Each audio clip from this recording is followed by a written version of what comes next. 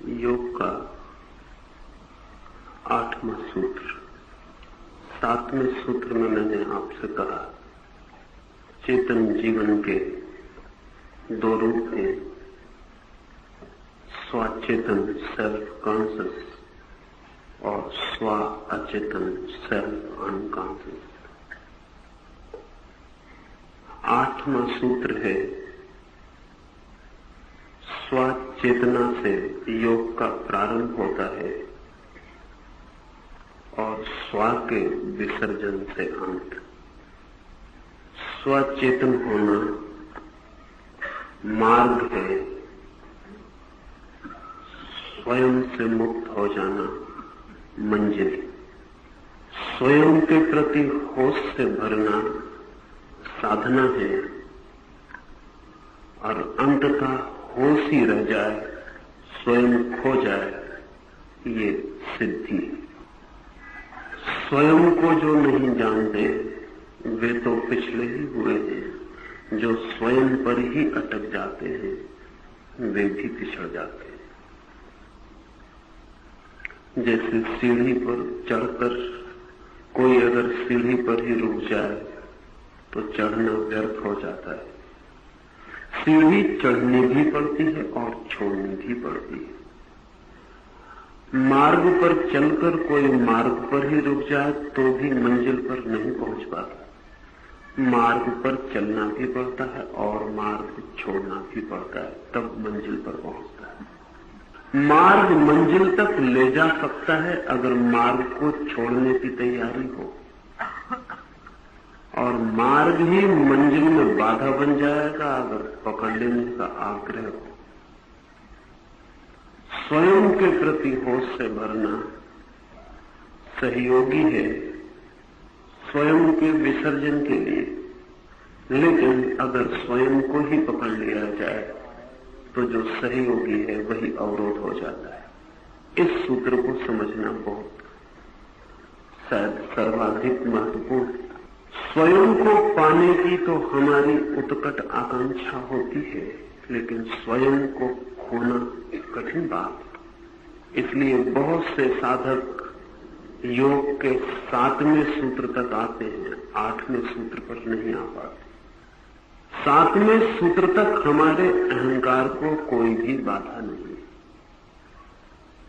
7वें सूत्र तक की यात्रा ईगो सेंट्रिक है, अहंकार केंद्रित है। इसलिए 7वें सूत्र तक साधक से अगर कहें कि धन छोड़ दो तो साधक धन छोड़ देगा, कहें कि परिवार छोड़ दो तो परिवार छोड़ देगा, कहें कि यश छोड़ दो, महत्वाकांक्षा छोड़ दो, सिंहासन छोड़ दो, सब छोड़ देगा। लेकिन सब छोड़ने के पीछे मैं मजबूत होता चला जाता है। साधना में भी उत्सुक होगा इसीलिए कि वो मैं और निखर जाए। साधना में भी इसीलिए लगेगा कि मैं कुछ हो जाऊं। परमात्मा को भी इसीलिए खोजेगा कि कहीं मैं परमात्मा के बिना न रह जाऊं। 7वें तक आने में अड़चन कठिनाई नहीं, असली कठिनाई 7वें के बाद 8वें सूत्र को समझने में, क्योंकि 8वां सूत्र स्वयं को खोने का सूत्र है, स्वयं के विसर्जन का सूत्र है। 7वें सूत्र तक सिद्धियां मिल सकती हैं, शक्तियां मिल सकती हैं। 7वें सूत्र तक अपार ऊर्जा, अपार शक्ति का जन्म हो जाएगा, लेकिन परमात्मा से मिलन नहीं हो सकता। 7वें सूत्र तक स्वयं से ही मिलन होगा। स्वयं से मिलन भी छोटी बात नहीं, बहुत बड़ी बात, लेकिन पिछले 6 सूत्रों की दृष्टि से बड़ी बात है। 8वें सूत्र की दृष्टि से बड़ी बात नहीं। स्वयं को पा लेना भी बहुत कठिन है, स्वयं को भी पूरा जान लेना बहुत कठिन है, लेकिन उससे भी ज्यादा कठिन स्वयं को खोना और विसर्जित करना है। अगर एक व्यक्ति कारागृह में कैद हो तो कारागृह से मुक्त होने के लिए पहली शर्त तो यही होगी कि वो जाने कि कारागृह में कैद है। अगर उसे ये पता ही न हो कि वो कारागृह में कैद है, तब तो कारागृह से मुक्त होने का कोई उपाय नहीं। पहली शर्त होगी कारागृह से मुक्त होने की, ये जानना कि मैं कारागृह में हूं। दूसरी शर्त होगी कि कारागृह को ठीक से पहचानना कि कारागृह क्या है, कहां है दीवार, कहां है द्वार, कहां है मार्ग, कहां है खिड़कियां, कहां है सीढ़ी, कहां है कमजोर रास्ता, कहां से निकला जा सकता है, कहां पहरेदार है। दूसरा सूत्र होगा कारागृह से पूर्णतया परिचित होना, कारागृह के प्रति पूरी तरह सचेतन होना, तब कहीं कारागृह से छुटकारा हो सकता है। मनुष्य के गहरे व्यक्तित्व में स्वा ही कारागृह, सेल्फ में अहंकार ही कारागृह है। छोटा कारागृह नहीं है, बड़ा है, बड़ी शक्तियों से भरा है, बड़े खजाने डूबे, पर है कारागृह। उसके बाहर और विराट का विस्तार है, जहां स्वतंत्रता है, जहां मुक्ति है। पहले तो हमें इस अपने स्वा का ही कोई पता नहीं है कि कितना बड़ा है, क्या है। इसका पता लगाना 7वें सूत्र तक पूरा होता है। और जब इसका पूरा पता लगता है तो खतरा है बड़ा, वो खतरा आपसे कहूं वही खतरा जो पार कर ले वो 8वें सूत्र को समझ पाएगा। जैसे ही पता चलता है कि इतनी संपत्तियां, इतने हीरे माणिक, इतने खजानों का मैं मालिक हूं, वैसे ही कारागृह कारागृह नहीं, सम्राट का महल मालूम पड़ने लगता। अगर एक कैदी को भी ये पता चल जाए कि कारागृह में इतने खजाने गड़े हैं, इतना सोना है, इतनी संपदा है, अगर उसको भी कारागृह के खजानों का पता चल जाए तो शायद वो भी ये बात इनकार कर दे कि ये कारागृह, ये महल है सम्राट का, और शायद ये खजाने भी उसे अब कारागृह से बाहर जाने के लिए बाधा बन जाए। हो सकता है पहरेदार इतना न रोक सके होते और जंजीरें इतना न रोक सकती, हो सकता है सारा इंतजाम कारागृह का न रोक सका होता उसे बाहर जाने से, लेकिन कारागृह में मिले खजाने रोक सकते। जिस दिन हमें अपनी स्वयं की पूरी संपदा का, अपने स्वयं के पूरे सुख का, अपने स्वयं की पूरी शक्ति का पता चलता है, उस दिन ये खतरा है कि हम भूल जाएं कि ये स्वा बड़ी छोटी भूमि, बड़े अनंत भूमि का एक छोटा सा टुकड़ा, ये ऐसे ही है जैसे किसी ने मिट्टी के घड़े में पानी भर के सागर में छोड़ दिया हो। वो मिट्टी के घड़े के भीतर पानी है, सागर का ही, लेकिन सागर के बाहर, उस मिट्टी के घड़े के बाहर जो सागर है, उससे क्या तुलना है। हम भी मिट्टी के घड़े, बहुत में भीतर वही है जो परमात्मा का है, सागर का ही है, लेकिन बाहर जो है उसका क्या, उसकी क्या तुलना। ये मिट्टी के घड़े को भी एक दिन तोड़ना ही पड़ता है। ये जो सेल्फ है, ये जो मैं हूं, ये जो आत्म का भाव है, ये जो ईगो है, अहंकार है, ये घेरे हुए। लेकिन जिस दिन स्वयं की पूरी गरिमा का पता चलता है, उस दिन मिट्टी का घड़ा सोने का घड़ा हो जाता है, तोड़ना बहुत मुश्किल हो जाता है। इसलिए बहुत बार साधक को अद्भुत तरह के अहंकारों का जन्म होता है। बहुत बार साधना के पथ पर चलने वाले को जो अंतिम चीज आखिर में रोक लेती है, वो जगह है जहां उसका मैं सोने का हो जाता है, जहां उसे लगता है कि मैं अनंत वीर्य, अनंत ज्ञान, अनंत शक्ति का मालिक हूं।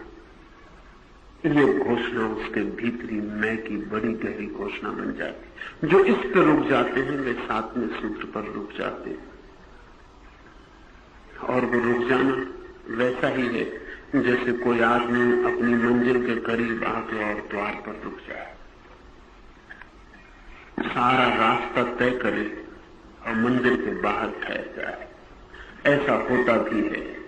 हजारों मील आदमी चल लेता है और मंजिल के पास आके एक एक कदम उठाना मुश्किल हो जाता है।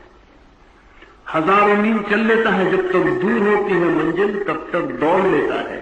जैसे जैसे पास आने लगती है वैसे वैसे थकान पकड़ने लगती है। अक्सर ऐसा हुआ है कि लोग मंदिरों के बाहर आके विश्राम को चले गए।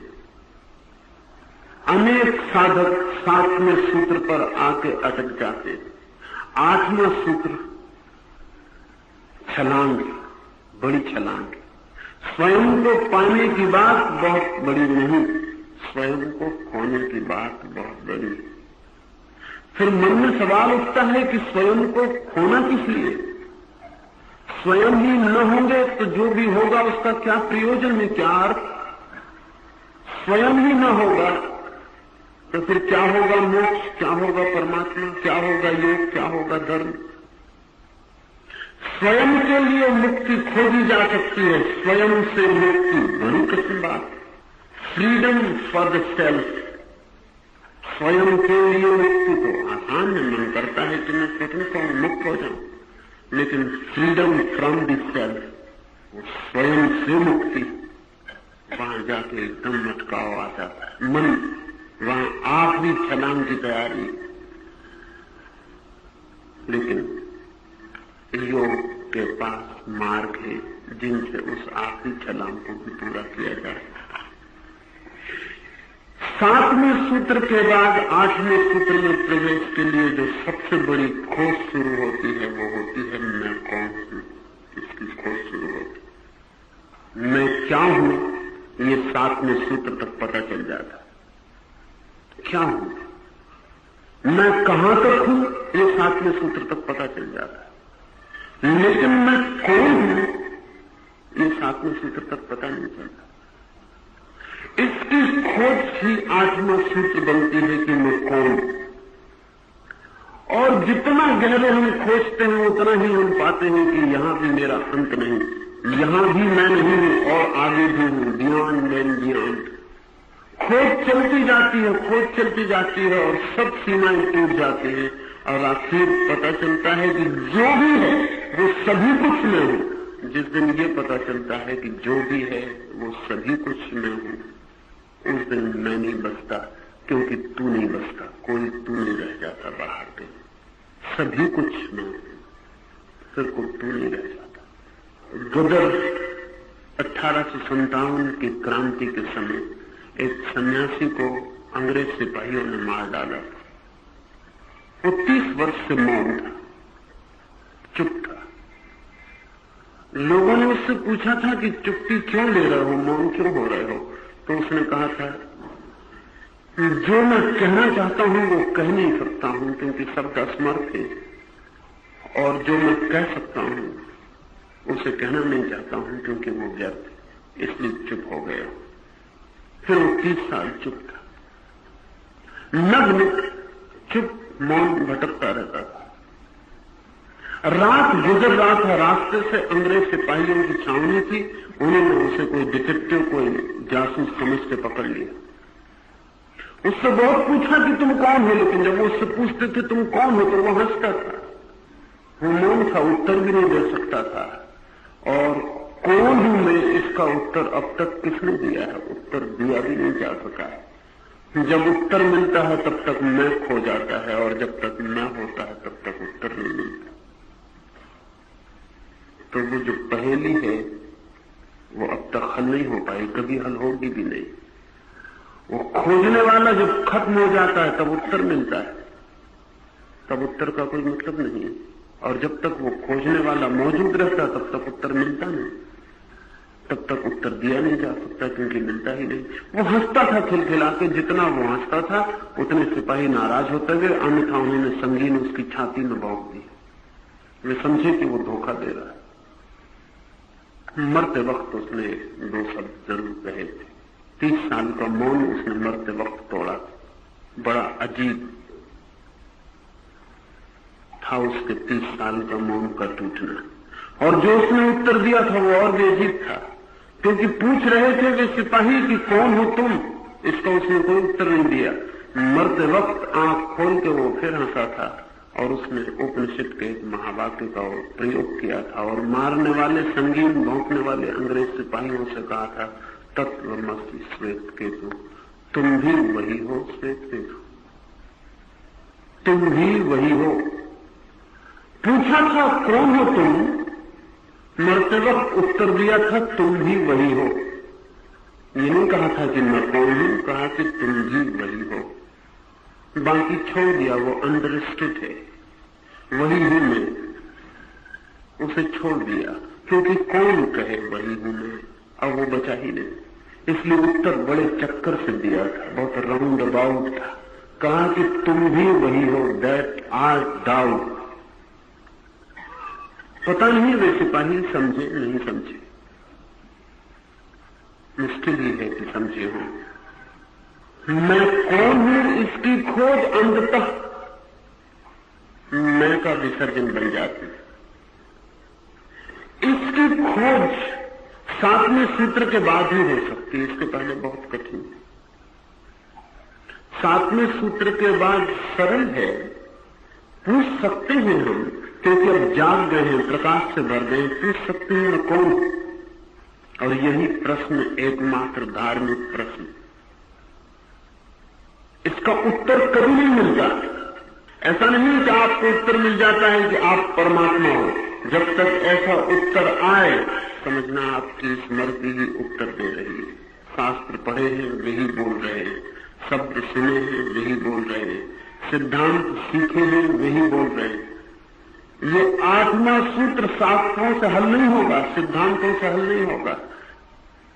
इसलिए इस 8वें का उत्तर अगर आपका मन दे दे कि ब्रह्म हो, या मैंने अभी कहा तत्वमसि श्वेत केतु, आपने भी पढ़ा, पूछ लें अपने से कि मैं कौन हूं, और मन कह दे वही हो, इससे हल नहीं होगा।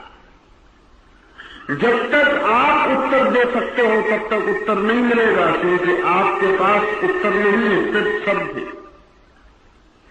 मैं कौन हूं ये प्रश्न इतना गहरा बन जाए कि आपके भीतर उत्तर उठे ही ना, बस प्रश्न ही रह जाए, मूक प्रश्न ही रह जाए, साइलेंट क्वेश्चन ही रह जाए। श्वास श्वास पूछने लगे मैं कौन हूं, रोआ रोआ पूछने लगे मैं कौन हूं, धड़कन धड़कन पूछने लगे मैं कौन हूं, उठते बैठते चलते, पूछते न पूछते प्रश्न मन में गूंजने लगे कि मैं कौन हूं, और उत्तर कोई भी ना हो, उत्तर है ही नहीं। क्योंकि अगर उत्तर ही आपके पास हो तब तो पूछने की कोई जरूरत नहीं, लेकिन हम सबके पास उत्तर है। इसलिए 8वें सूत्र में समस्त शास्त्र बाधा बन जाते हैं, समस्त ज्ञान बाधा बन जाता है। वो जिसको हम नॉलेज कहते हैं, ज्ञान कहते हैं, जो हमने सीखा है, समझा है, याद किया है, वो सब बाधा बन जाता है। श्रेष्ठतम भी वचन बाधा बन जाते हैं, गीता, कुरान, बाइबल सब बाधा बन जाते हैं। जो भी हमने पढ़ा है, जो भी हमने सीखा है, वो इस 8वें सूत्र में बाधा देने लगता है, क्योंकि हमारी स्मृति उत्तर देती है कि ये हूं मैं, ये हूं मैं, ये हूं मैं। इन सब उत्तरों को तोड़ डालना पड़ेगा, ये कोई उत्तर हमारे नहीं। ये जिन्होंने दिए होंगे उन्होंने जानकर दिए, जिन्होंने दिए होंगे उन्होंने समझ कर दिए, लेकिन ये उत्तर हमारे नहीं, ये उत्तर मेरा नहीं, ये जानना मेरा नहीं, ये बारूद है, उधार है, बासा है। इस 8वें सूत्र के पहले सब ज्ञान छोड़कर मनुष्य को पुनः अज्ञानी हो जाना पड़ता, और जो अज्ञानी होने को समर्थ है, ये अज्ञान बहुत और तरह का है। सुकरात ने एक छोटा सा अच्छा विभाजन किया है, और वे लोग जो 8वें सूत्र के करीब पहुंचे उनमें से सुकरात एक। सुकरात को गांव के कुछ लोगों ने आकर कहा कि डेल्फी की देवी ने घोषणा की है कि सुकरात से बड़ा ज्ञानी और कोई भी नहीं। तो इन लोगों ने आके कहा कि डेल्फी की देवी का वचन है कि सुकरात से बड़ा ज्ञानी और कोई भी नहीं है, आप क्या कहते हैं? सुकरात ने कहा जरूर कहीं कोई भूल हो गई, क्योंकि मैं तुमसे कहता हूं सुकरात से बड़ा अज्ञानी और कोई भी नहीं।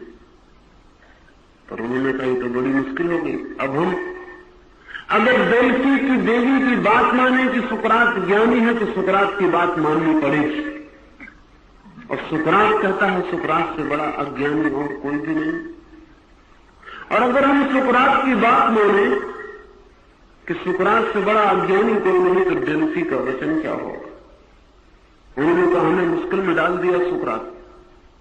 सुकरात ने कहा हमारा काम मुश्किल में डालना, हम भी बहुत मुश्किल में पड़े तब यहां तक आ पाए।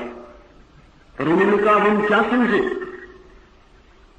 तो सुकरात ने कहा जाके वापस डेल्फी की देवी से पूछो। वे वापस गए और उन्होंने डेल्फी की देवी से पूछा कि सुकरात तो कहता है कि उससे बड़ा अज्ञानी और कोई भी नहीं, और आप कहते हैं कि वो उससे बड़ा ज्ञानी कोई नहीं। डेल्फी की देवी ने कहा इसीलिए कहती हूं कि उससे बड़ा ज्ञानी कोई भी नहीं है, क्योंकि जिसको अपने अज्ञान का पता चल गया वो ज्ञान के द्वार पर खड़ा हो गया। वो लौट कर आए, उन्होंने सुकरात से कहा कि देवी कहती है इसीलिए। अब तो ये पहेली और भी उलझ गई। वो कहती इसीलिए कि सुकरात अपने को अज्ञानी कह सकता है, तो वो मंदिर के द्वार पर खड़ा। सुकरात ने कहा तुमने ख्याल किया, तुम जब मुझसे आके कहे तो मैंने भी सोचा कि डेल्फी की देवी को ये भ्रम कैसे हो गया, लेकिन उसका वचन बहुत अर्थपूर्ण था। उस वचन में उसने ये नहीं कहा था सुकरात महाज्ञानी, उसने कहा था सुकरात से बड़ा ज्ञानी और कोई भी नहीं, निगेटिव था।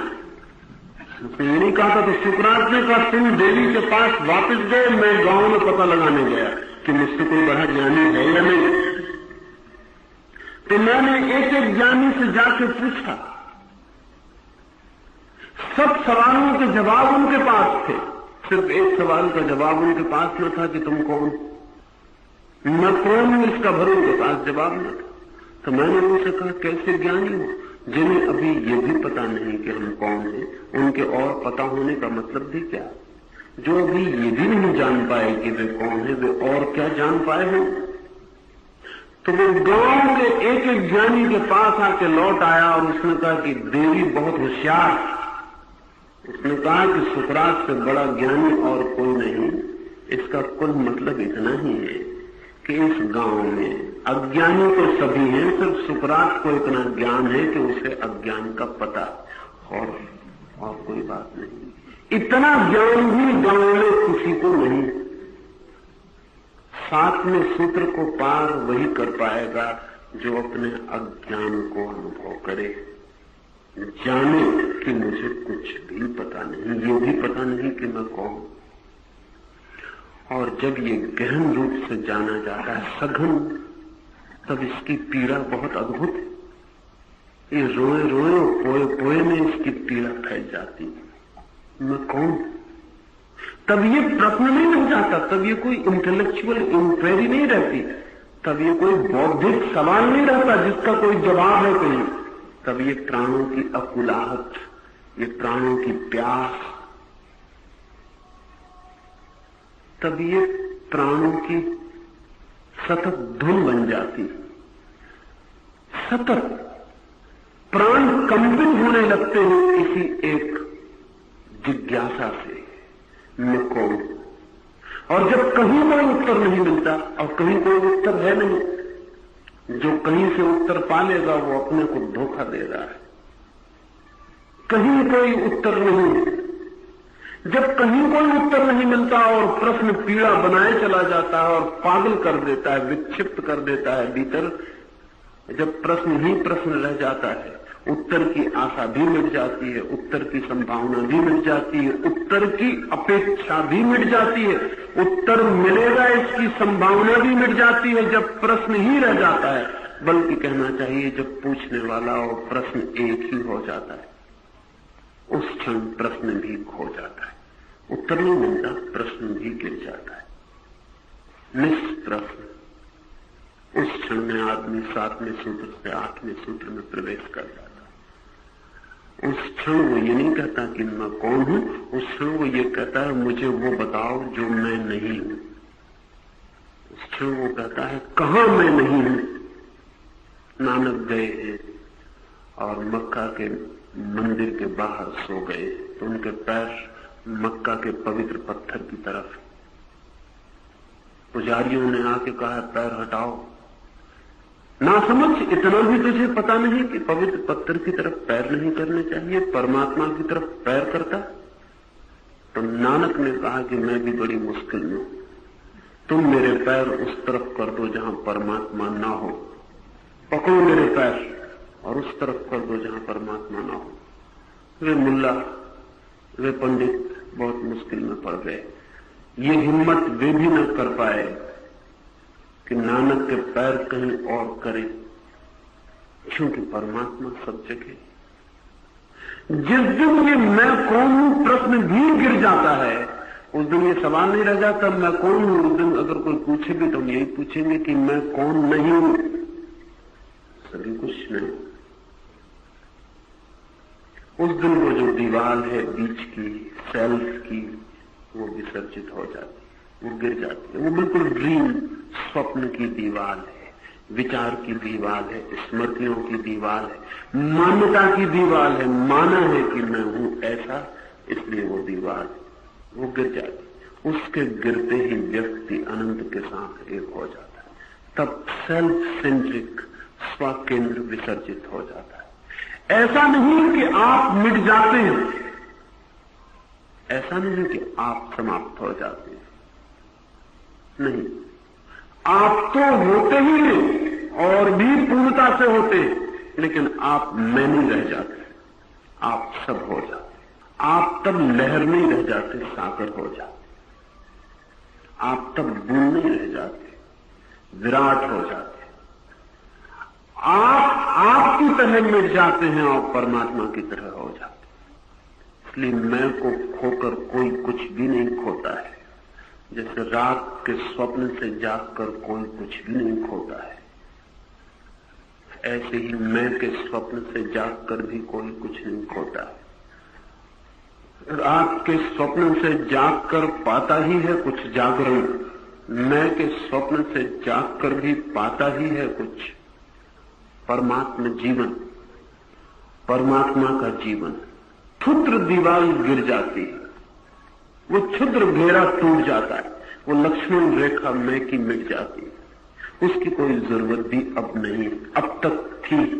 7वीं सीढ़ी तक, 7वें सूत्र तक उसकी जरूरत है। उस मैं के सहारे इतनी यात्रा हुई, अगर वो मैं ना हो तो इतनी यात्रा नहीं हो सकती। झूठ भी यात्रा में सहयोगी होते हैं, इल्यूजन्स भी, भ्रम भी यात्रा में सहयोगी होते हैं।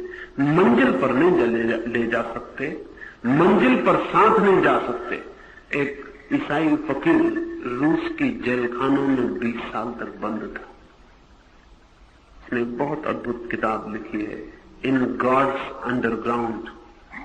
प्यारा आदमी, जेल खाने को जो जमीन के नीचे अंधेरी कोठरी थी, उसको भी इन गॉड्स अंडरग्राउंड नाम से उसने एक छोटी सी किताब लिखी। वो भी परमात्मा का ही जमीन के नीचे छिपा घर। 20 साल तक बंद था अंधेरी कोठरी में, जहां 20 साल तक रोशनी नहीं दिखाई पड़ी। रोटियां फेंक दी जाती हैं, एक बार आदमी की आवाज सुनाई नहीं पड़ी। लेकिन 5-7 दिन के बाद अचानक बगल की दीवार पर कोई खटखट करके आवाज करने लगा। सुनने की कोशिश की, लेकिन खटखट से क्या समझ में आ सकता है। लेकिन एक बात समझ में आ गई कि कोई पड़ोसी कैदी भी है।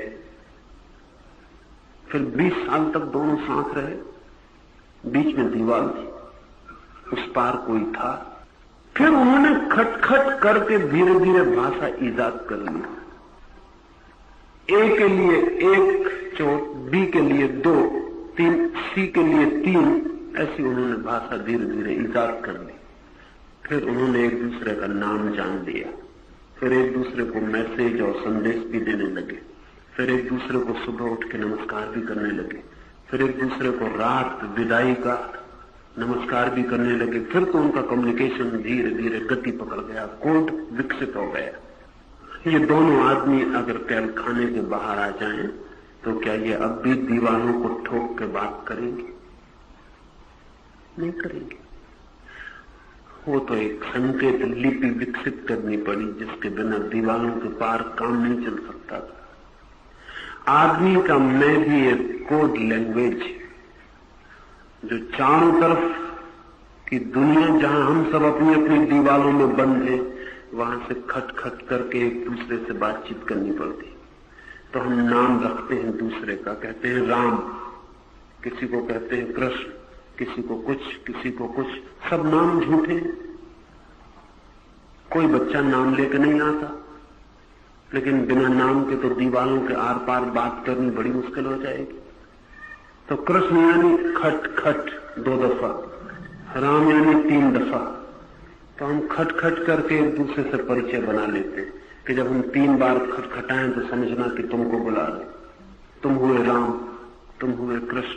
हम आदमियों का नाम चिपका देते हैं। ये कोड लैंग्वेज है जिसमें दीवारों के पार बात करने का और कोई उपाय नहीं। सबको हम नाम दे देते हैं। मुझे किसी को बुलाना हो तो मैं कहता हूं राम इधर आओ। मेरा भी नाम हो सकता है, मेरा भी नाम है, लेकिन अगर मैं भी अपना नाम बुलाऊं तो बड़ी दिक्कत होगी समझने में कि मैं किसी दूसरे को बुला रहा हूं कि अपने को बुला रहा हूं। इसलिए कोड लैंग्वेज 2 तरफा है। जब अपने को बुलाना हो तो मैं कहता हूं मैं, और जब किसी दूसरे को बुलाना होता है तो लेता हूं नाम। जब आपको भी अपने को बुलाना है तो आप कहते हैं मैं, और जब दूसरे को बुलाना है तो आप बुलाते हैं नाम। स्वामी राम अमेरिका गए तो वो अपने को भी राम ही कह के बुलाते थे। उन्होंने मैं कहना बंद कर दिया। स्वभाव था, कोड लैंग्वेज तोड़िएगा तो गड़बड़ होगी। वो अपने को भी राम ही कहते थे। रास्ते में कोई हंस दिया, किसी ने गाली दे दी तो वो लौट के आके कहते कि आज राम बड़ी मुश्किल में पड़ गए। कुछ लोग मिल गए और गालियां देने लगे। तो जो लोग अपरिचित थे अमेरिकानों को पूछते कि क्या मतलब, क्या कह रहे हैं आप, कौन राम? तो वो कहते हैं ये राम, ये बड़ी मुश्किल में पड़ गए थे। धीरे धीरे कोड को समझे लोग कि ये अपने को भी राम ही कहता है आदमी। लेकिन हम अपने को राम कहें या मैं कहें, नाम दें या सर्वनाम का उपयोग करें, मैं का उपयोग करें, ना तो हम मैं को लेकर पैदा होते हैं और ना हम नाम लेकर पैदा होते हैं। बच्चों को पहले तू का पता चलता है, बाद में मैं का पता चलता है। बच्चे पहले दाऊ कॉन्शियस होते हैं, तू के प्रति चेतन होते हैं, पहले उन्हें दूसरों का पता चलता है, मैं का पता बाद में चलता है। जब तू बहुत सुनिश्चित हो जाते हैं तब, इसलिए कई बच्चे ऐसा कहते हुए पाए जाते हैं कि इसको भूख लगी। छोटे बच्चे कहेंगे कि इसको भूख लगी। अभी मैं विकसित नहीं हुआ, अभी मैं विकसित होगा। इस जिंदगी के व्यवहार में, कम्युनिकेशन में, जहां हम सब अपने अपने घेरों में बंद, दीवारों में बंद है, कोड लैंग्वेज विकसित करनी पड़ती है। मैं सूचक शब्द है, इशारा है, उसके बाबत जिसका मुझे भी पता नहीं कि कौन।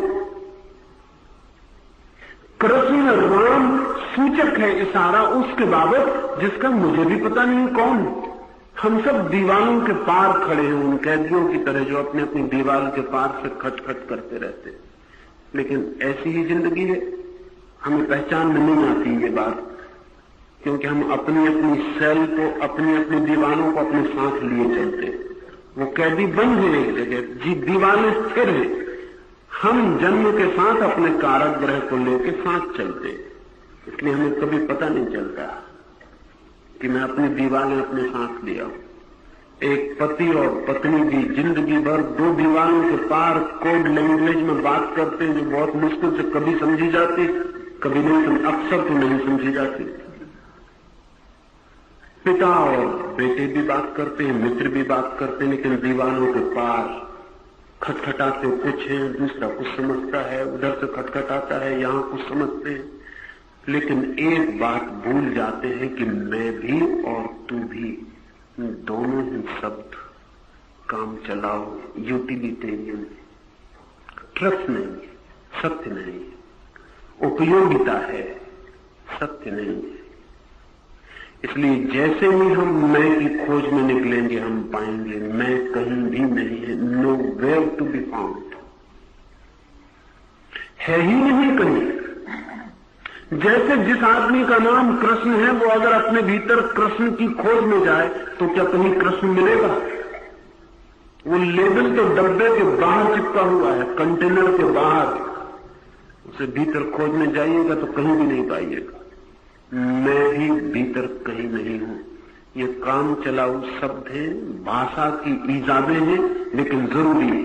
और 7वें सूत्र तक साधक को इनसे बाधा नहीं पड़ती बल्कि सहयोग मिलता है, क्योंकि 7वें सूत्र तक वो मैं की ही खोज में आता है। मैं के लिए शक्ति, मैं के लिए शांति, मैं के लिए मुक्ति, मैं के लिए परमात्मा, वो इसकी खोज में आता है 7वें तक। 7वें तक मैं उपयोगी है, सत्य नहीं। 7वें के बाद मैं बाधा बनना शुरू हो जाता, उसकी उपयोगिता व्यर्थ हो गई। 8वें पर वो कोड लैंग्वेज तोड़ देनी पड़ती है। 8वें पर तोड़ते वक्त पीड़ा होती, क्योंकि इसी मैं के लिए सब कुछ किया, इसी मैं के लिए जिए, इसी मैं के लिए मरे, इस मैं के लिए न मालूम कितने जन्म लिए। हिंदुस्तान से एक फकीर चीन गया, बोधि धर्म उसका नाम था। चीन का सम्राट उसका स्वागत करने आया था। रास्ते पर जब साम्राज्य प्रवेश के समय स्वागत किया बोधि धर्म का, तो सम्राट ने मौका देखकर कहा कि मैं बहुत अशांत हूं, कुछ रास्ता बताएं। बोधि धर्म ने कहा कि कल सुबह 3 बजे आ जाओ तो शांत कर देंगे। उस सम्राट ने बहुत से फकीरों से सवाल पूछे, किसी ने कुछ रास्ता बताया था, लेकिन ये आदमी अद्भुत मालूम पड़ा। इसने कहा कल 3 बजे आ जाओ, शांत कर देंगे। तो थोड़ा तो शक हुआ कि मामला इतना आसान नहीं हो सकता। जिंदगी भर अशांत रहा, सब उपाय कर लिए और शांति नहीं हुई। उसने फिर कहा बोधि धर्म से कि शायद आपको मेरी जटिलता का पता नहीं, धन जितना चाहिए पा चुका हूं लेकिन शांति नहीं मिलती। उपवास जितने कहे हैं करने के फकीरों ने उतने किए हैं, शांति नहीं मिलती। मंदिर बनवाए हैं लाखों, शांति नहीं मिलती। पुण्य जितना बताया किया है उससे दुगना, शांति नहीं मिलती। उस फकीर ने कहा ज्यादा बातचीत नहीं, सुबह 3 बजे आ जाओ, शांत कर देंगे। उसको और हैरानी हुई। ठीक सोचा कि 3 बजे देखेंगे। वैसे शक हुआ कि इस आदमी के पास आना भी कि नहीं आना। सीढ़ियां उतरता था मंदिर की जहां बोधि धर्म ठहरा था। आखिरी सीढ़ी पे पहुंचा था कि बोधि धर्म ने चिल्ला के कहा कि सुन, मैं को साथ ले आना, नहीं तो मैं शांत किसको करूंगा। उसने कहा और पागलपन। उसने कहा जब मैं आऊंगा तो मैं तो साथ रहेगा ही। उसने कहा ध्यान रख के ले आना, घर मत छोड़ाना।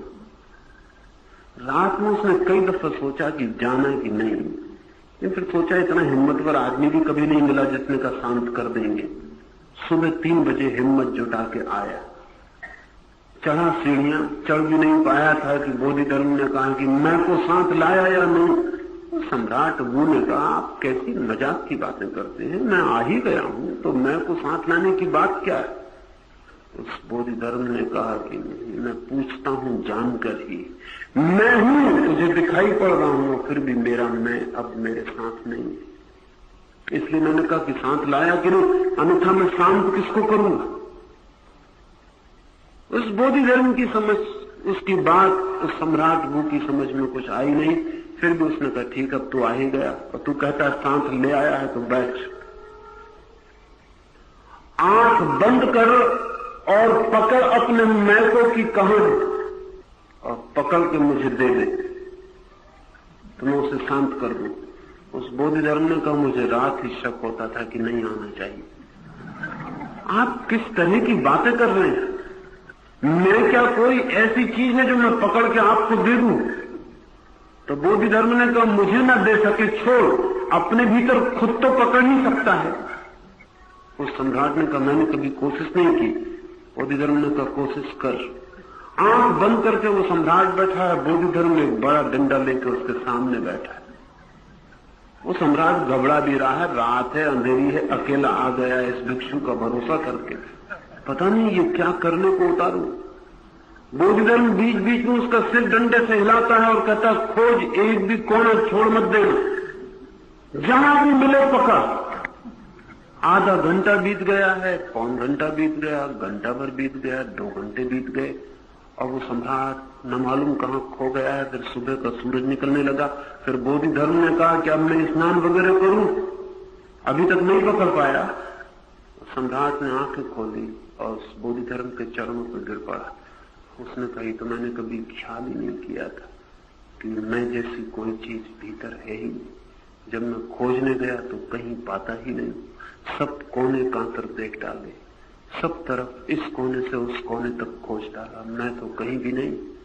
तो बोधिधर्म ने कहा मैं किसको शांत करूं, मैं डंडा लिए 3 घंटे से बैठा हूं।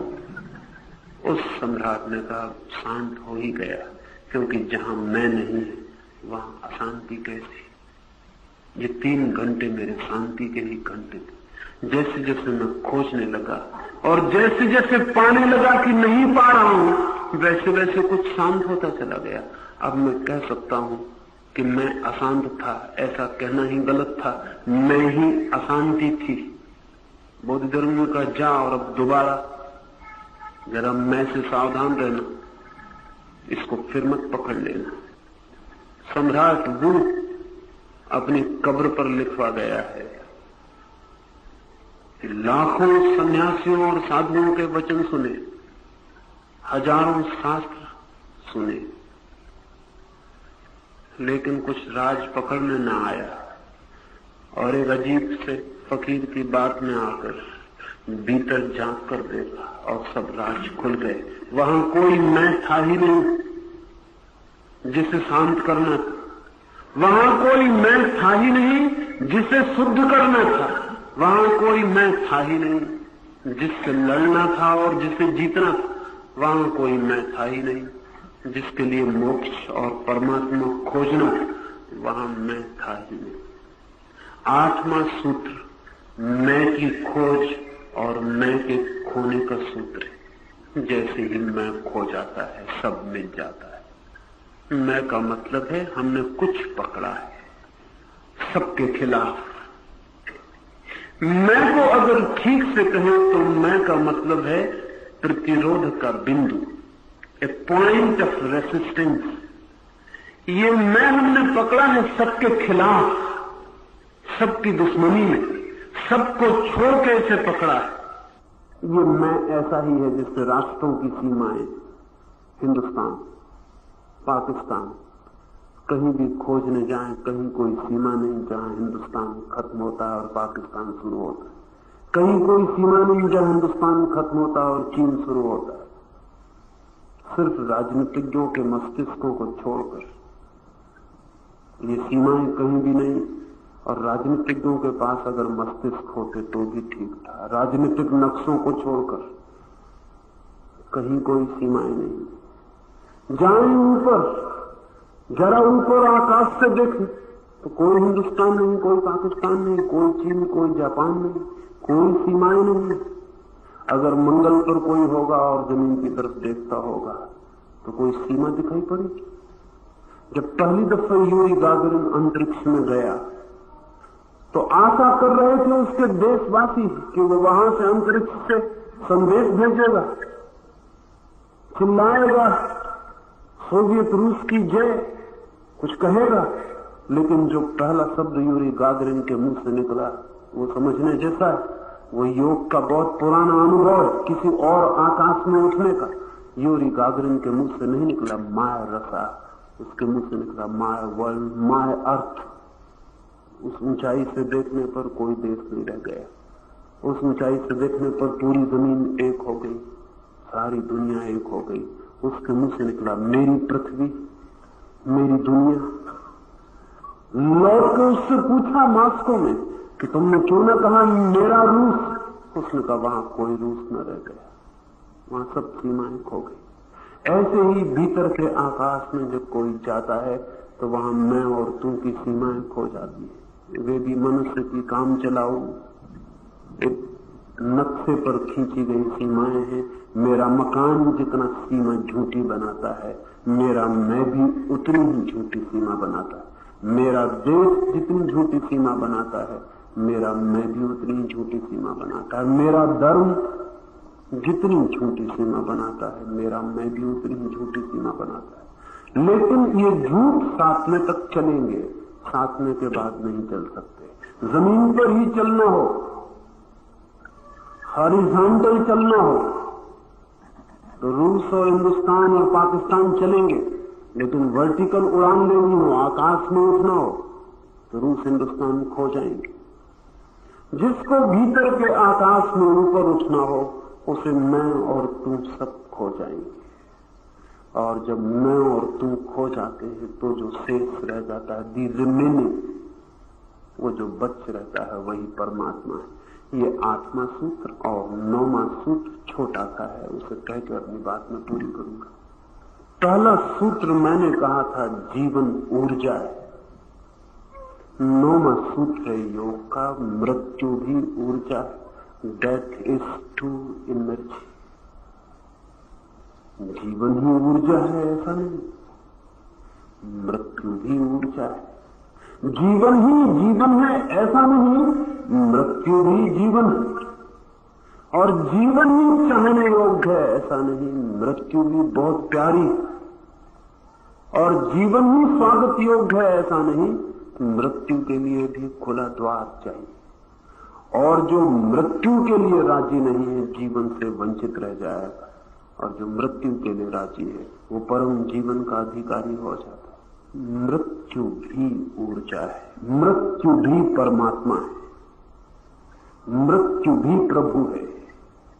ये योग का परम सूत्र है, अंतिम सूत्र है। जो मृत्यु को भी जीवन की तरह देख पाएगा है ही सिर्फ देखने की बात, और 8वें सूत्र के बाद देखना संभव हो जाएगा। जिस दिन पता चलेगा मैं नहीं हूं, उसी दिन पता चलेगा मृत्यु किसकी, मृत्यु कैसी, कौन मरेगा, कौन मर सकता। लोग जब तक कहते हैं कि मैं नहीं मरूंगा, मैं अमर हूं, मेरी आत्मा अमर है, तब तक समझना कि सब बातचीत सुनाई। जब कोई कहे कि मैं नहीं हूं और जो है वो अमृत है, तब समझना कि कोई बात हुई। मैं तो अमर होना चाहता हूं, लेकिन मैं हूं ही नहीं। जो अमर होना चाहता है वो है नहीं, और जो अमर है उसका हमें पता नहीं। रामकृष्ण मरे तो मरने के 3 दिन पहले पता चल गया था कि रामकृष्ण विदा होते। तो उनकी पत्नी शारदा परेशान, चिंतित, रोती थी। तो रामकृष्ण ने कहा कि लेकिन तू क्यों रोती, क्योंकि वो जो है वो तो मरेगा नहीं, और तू मुझे प्रेम करती थी कि उसे जो है। शारदा ने कहा मैं उसी को प्रेम करती हूं जो है। तो रामकृष्ण का फिर फिक्र छोड़ दे, फिर जब ये मर जाए जो नहीं है तो चूड़ियां मत फोड़ना। हिंदुस्तान में एक ही विधवा थी शारदा जिसने चूड़ियां नहीं फोड़ी। फिर रामकृष्ण मर गए, सब रोए, लेकिन शारदा चूड़ी फोड़ने को राजी नहीं, वो वैसी ही रही जैसी थी। सबने कहा ये क्या करते हो, रामकृष्ण मर गए। तो उसने कहा कि जो मर गया वो था ही नहीं, जो था वो है। चूड़ियां ये उसके स्मरण में। शारदा रामकृष्ण के मरने के बाद सदभा रही, उसके मुंह से कभी नहीं निकला फिर कि रामकृष्ण मर गए। और जब भी कोई पूछता तो वो कहती शरीर जीर्णशीर्ण हो गया था, उन्होंने वस्त्र बदल लिए। वस्त्र ही बदलते, आवरण ही बदलते। जिस दिन ये पता चलेगा, 8वें सूत्र पर पता चलेगा कि मैं तो हूं नहीं, तब कौन मरेगा, तब कैसा मरना है, तब मरने का कोई उपाय न रहा। तब कोई तलवार से काटे तो किसे काटेगा, मैं को काट सकता है और किसे काटेगा। जब मैं न रहा तो कोई कटने वाला न रहा। कृष्ण ने जो अर्जुन को कहा है कि नहीं कोई मरता है, नहीं कोई मारता है, उसका अर्थ इतना ही है कि नहीं कोई है। जो दिखाई पड़ रही है छायाएं, वे सूरज के बढ़ने और ढलने पर छोटी बड़ी हो जाती है नहीं, सूरज की छाया से छोटी बड़ी होती रहती है, शैडोज। जिब्रान ने एक कहानी लिखी है कि एक लोमड़ी सुबह सुबह निकली है भोजन की तलाश। सूरज उग रहा है, लोमड़ी के पीछे है सूरज, बड़ी छाया पड़ती है उस लोमड़ी की दूर दरख्तों जैसी। उस लोमड़ी ने सोचा आज तो बहुत भोजन की जरूरत पड़ेगी, इतना बड़ा शरीर है उसके पास। अब लोमड़ी के पास कोई दर्पण तो नहीं है कि शरीर को देख ले, उसके पास छाया है, और दर्पण में भी छाया ही दिखेगी और क्या दिखेगा। और दर्पण के इस पार जो खड़ा है वो भी जो जानते हैं कहते हैं छाया है। देखिए छाया लंबी वृक्षों जैसी। सोचा मन में बड़ी मुश्किल है, आज तो बड़े भोजन की तलाश करनी पड़ेगी, कम से कम एक ऊंट मिले तो काम चले। फिर खोजती रही, दोपहर हो गई, सूरज ऊपर आ गया, छाया सिकुड़ के छोटी हो गई। उस लोमड़ी ने नीचे देखा, कहा भूख तो बहुत लगी, अब तो कुछ छोटा भी मिल जाए तो चलेगा। छाया सिकुड़ गई, छोटी छोटी हो गई, लेकिन वो लोमड़ी छाया को ही अपना होना समझती है। जिसे हम शरीर कहते हैं वो बहुत एक गहरे डायमेंशन में छाया से ज्यादा नहीं है।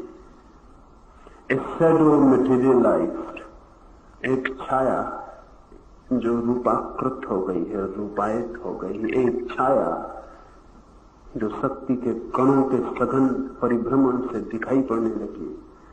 उस छाया का आना और जाना है, लेकिन जब तक मैं, तब तक उस छाया के साथ तादाद में आइडेंटिटी। 9वां सूत्र है मृत्यु भी जीवन है, मृत्यु भी ऊर्जा है, मृत्यु भी परमात्मा है। और जो मृत्यु को भी परमात्मा जान लेता वो निर्वाण को उपलब्ध हो जाता है। निर्वाण का अर्थ है ऐसे व्यक्ति की मृत्यु जिसको मृत्यु नहीं रही। निर्वाण का अर्थ है ऐसा मरना जहां मरना नहीं है। ये 9 सूत्र मैंने योग के आपसे कहे। ये 9 सूत्र 12 डायमेंशंस में कहे जा सकते, 12 ढंग से कहे जा सकते। ये मैंने सिर्फ एक ढंग से कहा। ये 9 सूत्र 12 ढंग से कहे जा सकते, और 12 और 9 का गुणा आप करते हैं तो 108 हो जाता है। सन्यासियों के गले में जो मालाएं आपने देखी हैं वो 108 योग के 9 सूत्रों के 12 ढंग से कहे जाने के सूचक के अतिरिक्त और कुछ भी नहीं। और उन 108 मणिकों के नीचे एक 109वां फल भी रुद्राक्ष का लटका हुआ देखा होगा। इन 108 ढंगों से कोई कहीं से भी चले वो उस एक पर पहुंच जाता है। ये मैंने सिर्फ एक डायमेंशन, एक आयाम में योग के 9 सूत्र आपसे कहे। ये 12 ढंग से कहे जा सकते हैं, और उस तरह 108 ध्यान की विधियां बन जाती है। प्रत्येक सूत्र से एक ध्यान की विधि विकसित हो जाती है, लेकिन कोई कहीं से भी पहुंचे वहीं पहुंच जाता है, और कोई ना भी पहुंचे कहीं से तो जहां खड़ा है वहीं खड़ा है, सिर्फ पता नहीं चलता कि कहां खड़ा हूं। एक फकीर के संबंध में मैंने सुना है कि वो एक तीर्थ यात्रा के मार्ग पर पड़ा रहता था। तीर्थ यात्री चढ़ के पहाड़ जाते थे तो उस फकीर से कहते थे यहीं पड़े हो, यहीं पड़े हो, ऊपर न चलोगे तीर्थ यात्रा पर। तो वो फकीर कहता तुम जहां जा रहे हो मैं वहीं हूं। फिर लौटते में कोई उससे पूछता तुम यहीं पड़े रहोगे, कभी ऊपर की यात्रा न करोगे? तो वो फकीर कहता तुम जहां से आ रहे हो मैं वही हूं। वे तीर्थ यात्री समझते न समझते वहां से चले जाते होंगे। जिस दिन पता चलता है यात्रा के बाद तो बड़ी हंसी आती है। ज़ैन फकीर कहते हैं कि जब पता चलता है तो बड़ी हंसी आती है। ज़ैन फकीरों में एक कहावत है कि जब पता चलता है तो सिवाय चाय की प्याली में चुस्की लेके हंसने को कुछ भी नहीं बचता। जब कोई फकीर रिंझाई से पूछ रहा था कि ये क्या भला है, ये कैसी बात कि हमने सुना है जब निर्वाण की स्थिति उपलब्ध होती तो सिवाय चाय पीने और हंसने को कुछ भी नहीं बचता, तो रिंझाई ने कहा सच में कुछ नहीं बचता। क्योंकि जब पता चलता है तब ये भी पता चलता है कि ये तो मैं सदा से था, जो मुझे मिला है वो मिला ही हुआ था, और जो मैंने खोजा है उसे कभी खोया ही नहीं था। लेकिन फिर भी इतनी यात्रा करनी पड़ती है। छोटी सी कहानी और अपनी बात में पूरी कर दूं। मैंने सुना है एक अरबपति आदमी को मृत्यु के पहले, मरने के पहले पता चला कि उसे सुख अभी तक नहीं मिला। सौभाग्यशाली होगा। कुछ को तो मरने के बाद ही पता चलता है, उससे पहले पता चला कि मुझे सुख अभी तक नहीं मिला। मौत करीब थी। ज्योतिषियों ने कहा दिन ज्यादा नहीं है, जल्दी करो। उसने कहा जल्दी तो मैं सदा से कर रहा हूं, लेकिन सुख है कहां? और अब मेरे पास खरीदने के साधन है, कोई भी कीमत हो मैं खरीदने को राजी हूं। उन ज्योतिषियों ने कहा हमें इसका पता नहीं, हम सिर्फ इतना कह सकते हैं जल्दी करो क्योंकि मौत करीब। और अगर तुम्हें पता चल जाए तो हमें भी खबर कर देना, क्योंकि जल्दी हमें भी करनी है, मौत करीब है।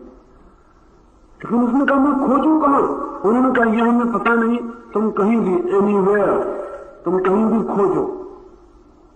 वो अपने तेज घोड़े पर सवार हुआ। उसने करोड़ों रुपए की हीरे जवाहरात अपने घोड़े पर रख ली और गांव गांव जाके चिल्लाने लगा कि कोई मुझे सुख की झलक भी दे दे। तो ये सब ने देने को तैयार। फिर वो उस गांव में पहुंचा जिसमें एक बहुत अद्भुत सूफी फकीर का निवास था। गांव के लोगों ने कहा तुम ठीक जगह आ गए। इस तरह की उल्टी सीधी बातों को हल करने वाला एक आदमी इस गांव में है। उसने कहा उल्टी सीधी बातें? तो उन गांव के लोगों ने कहा कि हम भी उसके सत्संग में रहते हुए कुछ उल्टी सीधी बातें सीख गए। एक तो हम ये सीख गए कि ये उल्टी ही बात है, क्योंकि धन से कभी कोई सुख की झलक भी नहीं खरीद सकता, सुख तो बहुत दूर। लेकिन फिर भी तुम आ गए तो ठीक किया, तुम ठीक जगह आ गए। इस गांव में वो आदमी है, उसे खोजा गया। गांव वाले उसके पास ले गए। वो सूफी फकीर नसरुद्दीन एक झाड़ के नीचे बैठा, सांझ डल रही थी। गांव के लोगों ने कहा ये रहा वो आदमी। उस अरबपति ने अपने सोने की थैली हीरे जवाहरातों के नीचे पटक दी और कहा यह है, मैं देने को तैयार हूं, करोड़ों का इसमें सामान, मुझे सुख की एक झलक चाहिए। उस फकीर ने नीचे से ऊपर तक देखा। उसने कहा बिल्कुल पक्की झलक चाहिए, पक्की झलक चाहिए। वो इतना कह भी नहीं पाया था कि उस फकीर ने वो झोली उठाई और भाग खड़ा हुआ। एक क्षण तो अवाक रह गया वो अमीर, फिर चिल्लाया कि मैं लुट गया, मैं मर गया। लेकिन अब तक तो अंधेरे में फकीर काफी दूर निकल गया था। गांव के लोग तो जानते थे उस फकीर को कि वो कुछ उल्टा करेगा। उन्होंने कहा हमने पहले ही कहा था कि ये एक आदमी है जो उल्टी सीधी बातों का जवाब दे सकता। उस आदमी ने, अमीर ने कहा ये कोई जवाब, पकड़ो इसे। भागे लोग, वो अमीर भागा। वो गांव तो परिचित था फकीर का। गली कूचे में चक्कर देने लगा, पूरा गांव जग गया। पूरे गांव को जगाने के लिए उसने चक्कर भी दिया। फिर सारा गांव दौड़ रहा। फिर भाग के वो वापस उसी जगह आया जिस झाड़ के नीचे घोड़ा खड़ा था। थैली नीचे पटक दी, जहां से उठाई थी, झाड़ के पीछे खड़ा हो गया। अमीर भागता भागता पसीने से लथपथ पहुंचा। झोली देखी, उठाई, छाती से लगाई और परमात्मा को कहा तेरा बड़ा धन्यवाद। उस फकीर ने कहा पीछे से झाड़ के कुछ झलक मिली? उस अमीर ने कहा बिल्कुल मिली, बड़ा सुख मालूम पड़ रहा है। उस फकीर ने कहा बस अब तुम अपने घोड़े पर बैठो और जाओ। जिस चीज के हम मालिक ही हैं उसको भी जब तक हम खो ना दें तब तक पता नहीं चलता सुख का। ये पूरे संसार की यात्रा उसी को खोने की यात्रा है जिसे पाना है। जो मिला ही हुआ है उसे एक दफे खोए बिना हमें पता नहीं चल सकता। हमने खोया है, अब खोजना पड़ेगा। जिस दिन खोज लेंगे उस दिन चाय पीने और हंसने के सिवा कुछ बचेगा नहीं। चीन में 3 फकीर जब उपलब्ध हो गए ज्ञान को तो गांव गांव में हंसते हुए घूमने लगे। और जब भी कोई उनसे कुछ पूछता तो वो हंसते। एक हंसता, दूसरा हंसता, तीनों हंसते। फिर हंसी पूरे गांव में फैल जाती। फिर चौरस्ते पे पूरे लोग इकट्ठे होकर हंसते और लोगों से पूछते कि किस लिए हंस रहे हो, तो वो फिर एक दूसरे को देख के हंसते। फिर हंसी का फवारा छूट जाता। फिर वो तीनों प्रसिद्ध हो गए पूरे चीन में, 3 लाफिंग सेंट्स, 3 हंसते हुए फकीर। मरने के पहले वो एक कागज पर लिख के रख गए कि हम अपने पे हंसते थे क्योंकि जिसे खोजते थे वो हमारे पास था, और हम तुम पे हंसते हैं क्योंकि तुम जिसे खोज रहे हो तुम्हारे पास है। ये 9 सूत्र इन 4 दिनों में मैंने आपसे कहे, इसलिए नहीं कि आपकी थोड़ी सी बौद्धिक समझ बढ़ जाए, इसलिए भी नहीं कि आप थोड़े से और ज्ञानी हो जाएं। ज्ञानी वैसे ही आप काफी हैं, सभी हैं। इस ज्ञान में थोड़ा और एडिशन करने से कुछ भी नहीं होगा। ये वैसे ही काफी है, बहुत जन्मों का ज्ञान है सबके पास। ये सूत्र मैंने आपके ज्ञान बढ़ाने के लिए नहीं कहे, ये सूत्र मैंने आपसे आपका ज्ञान छीन लेने के लिए ही कहे। ये सूत्र आपको कुछ सिद्धांत मिल जाए जिनको आप पकड़ के सहारा बना लें, इसलिए मैंने नहीं कहे। आपके पास बहुत सिद्धांत है और आपके पास बहुत सहारे के लिए शास्त्र है, और अगर उनसे ही आप बच सकते होते तो बच गए होते। इन मेरे थोड़े से शब्दों को और सहारा बना के आप नहीं बच सकेंगे। सब सिद्धांत, सब शास्त्र, सब शब्द बोझ बन जाते हैं सिर पर और डुबा देते हैं। मैंने इसलिए ये बातें नहीं कही कि आपका सहारा बन जाए, मैंने तो इसीलिए आपको ये बातें कही कि आपको अपने बेसहारा होने का पता चल जाए। मैंने इसलिए ये बातें नहीं कही। ऐसा नहीं है कि मैं समझता हूं कि आपको समझाने से कुछ समझ आ जाएगी, बिल्कुल नहीं समझता। ऐसी नासमझी मैं करता ही नहीं। मेरे समझाने से आपको समझ आ जाएगी, ऐसा होता तब तो बड़ी आसान बात थी। तब तो एक आदमी समझ लेता और सबको समझा देता, और अब तक सारी दुनिया समझदार हो गई होती। लेकिन बुद्ध थक के मर जाते, कृष्ण थक के मर जाते, जीसस थक के मर जाते हैं, महावीर थक के मर जाते। दुनिया की नासमझी इंच भर इधर उधर नहीं टलती। इसलिए अब कोई समझदारी से कुछ हो जाएगा ऐसा मेरा मानना नहीं। फिर मैंने आपसे ये बातें क्यों कही? मैंने ये बातें आपसे इसलिए कही कि आपको अगर अपनी समझदारी पे थोड़ा शक आ जाए तो काफी। अगर आप थोड़े संदिग्ध हो जाएं और आपको अपनी समझदारी पे थोड़ा शक आ जाए तो काफी है, पर्याप्त है। मैंने ये बातें इसलिए आपसे कही कि कब आप समझेंगे कि समझ पर्याप्त नहीं है, कुछ और करना पड़ेगा। समझते रहने भर से कुछ भी नहीं होगा। नासमझी ढल जाएगी और मौजूद रहेगी, मिटेगी नहीं। समझना काफी नहीं है। To know is not enough. कुछ करना भी पड़ेगा। असल में बिना किए असली समझ कभी नहीं आती। बिना किए जो समझ आती है वो सिर्फ समझ का धोखा होती, डिसेप्शन होती।